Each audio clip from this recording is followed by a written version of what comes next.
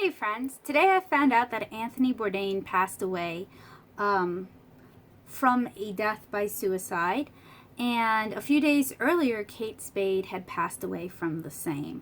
And I thought it was a really good opportunity to talk about something that a lot of us with ADHD struggle with, which is depression.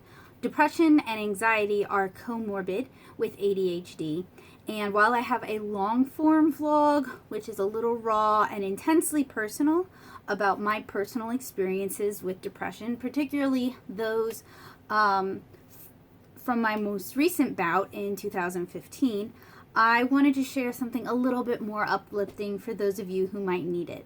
And it's something I kind of wrote ahead of time.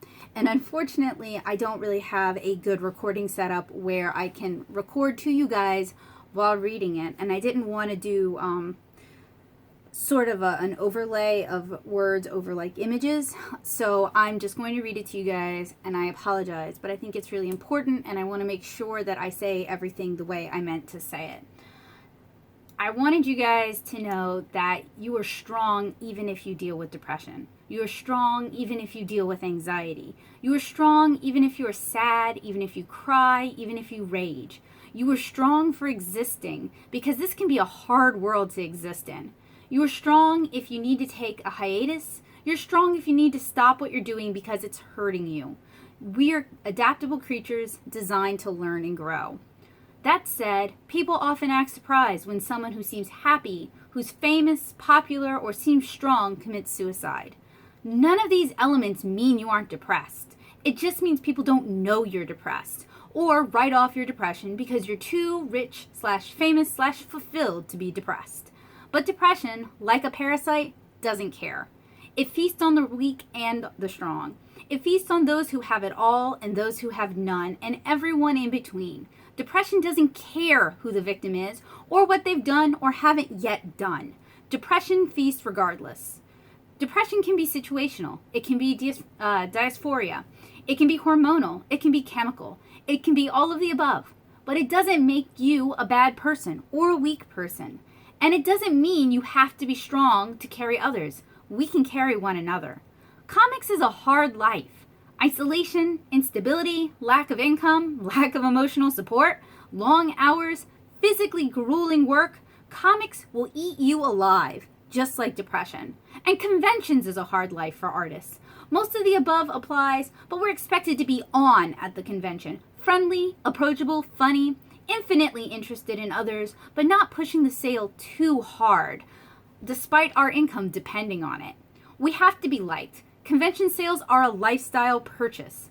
Our products have to be good. We have to offer excellent customer service. We're expected to be it all: product designer, manufacturer, and rep. Little slack is given when a sale is lost in an instant, and loyalty is fleeting. This is a hard road, and I see you. Even if you aren't ADHD and you struggle with depression, I see you. I see you especially if you struggle with ADHD. Constantly feeling one beat off, manic when everyone else is somber, tired when everyone is upbeat. Always too much, yet somehow never enough. I see you, and you're not alone. So, the thing that is bugging me the most, and it keeps coming up when celebrities pass away from suicide, is that, oh, but they seem so ba-da-ba-da-ba. They seem so happy. They make their income, they make their money making other people happy. They make their money entertaining people. And you guys know that people are not entertained when you're depressed. They're not entertained when you're sad, and they will go elsewhere. And this is so applicable to comics, especially current day comics, where we have to have a social media, we just have to exist on social media. We have to have a social media presence. We have to be approachable. We have to be accessible. We have to be there. We have to be friendly. We have to share art every day. Basically, online, we have to be perfect. And that's not feasible, because for a lot of us, our lives are pretty much consumed with 8 to 10 hours a day drawing or designing or coloring. It's hard to work a full day like that, often in isolation, and then turn around and be everybody's best friend with kind of nothing coming in. A lot of us work from home. A lot of us work alone. A lot of us come from environments where nobody who knows us actually knows what we do or what our days look like. And they might make a lot of very wrong assumptions about how our time, our energy, or our money spent. And we're constantly getting unsolicited advice from people who don't know us on how we could be doing our lives better. There's a lot of opportunity for depression and anxiety for a comic artist, particularly a comic artist who is ADHD, and I know a lot of us are. We were the weird ones. We were the loud ones. We were the ones off in left field drawing all class long. We were always different from everyone else, and that has made us vulnerable. But being vulnerable doesn't mean you're weak. Vulnerability is strength, and that's something that's taken me years to accept, and I'm working to embrace it, and I hope you guys will embrace it too. We live in a society that punishes us for feeling vulnerability, for it being anything other than charming and on all the time, but we can help change that. We can help support one another, and we can help represent the truth. So I do not have any real lasting solutions for depression because it's something I struggle with off and on. I've struggled with it for as long as I can remember. I remember being a little kid just crying under my bed, or being 15 and being suicidal and my parents brushing it off like a joke because mental health awareness wasn't where it is now, or in 2015 being depressed and all of my friends but one dropped off the face of the earth and were too busy to help me or to talk to me or to even check in on me. And I'm glad I went through those painful experiences because it's made me more empathetic. And the fact that I can talk about those things now means I survived. And maybe the next time I go through this, because it is cyclical, I can come through a stronger person, and it doesn't have to last as long, and it doesn't have to kneecap my career, and it doesn't have to make me a horrible, angry person.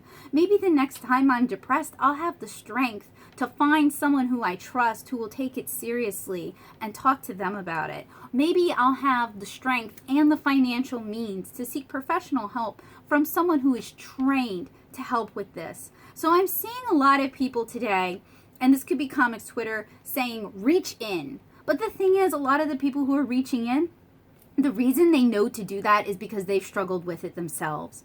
So if you're someone who, upon hearing this, you realize that you do a lot of taking from your friends, that they ask how you're doing and you never ask in return, or you're quick to change the topic back to you, maybe ask them how they're doing and genuinely listen. Because if they have enough empathy and compassion to care about you, to check in on you, and to make sure they're part of your journey, the least you can do is offer that in return. Because we keep losing people who the world is like, we didn't know they felt that way. We're going to keep losing people that way because we're expecting depression to wear all of the telltale signs that we think it should wear. But depression has a lot of different faces, and people handle it differently. And some of the kindest, most sympathetic, empathetic people I know struggle with depression, and they're using that empathy, they're caring about other people's problems as a way to distract themselves from their own. And they're not fixing what's going on in their lives. And I'm speaking as someone who does that. So be a friend and reach back in return and help form a meaningful relationship in a time where we're having trouble connecting to one another. Care about what's going on in somebody's life. Spend 10 minutes each day just talking to the people who love you the most. And hopefully we'll have fewer deaths to suicide. It's always the celebrity deaths that get the attention, but there's a lot of people who die from this. People who have worn it on their sleeves, and people you never would have guessed felt that way. But we can lower that number by showing a little more empathy towards one another and being there for one another. So I know this doesn't have a lot to do directly with ADHD, but it is something a lot of us struggle with.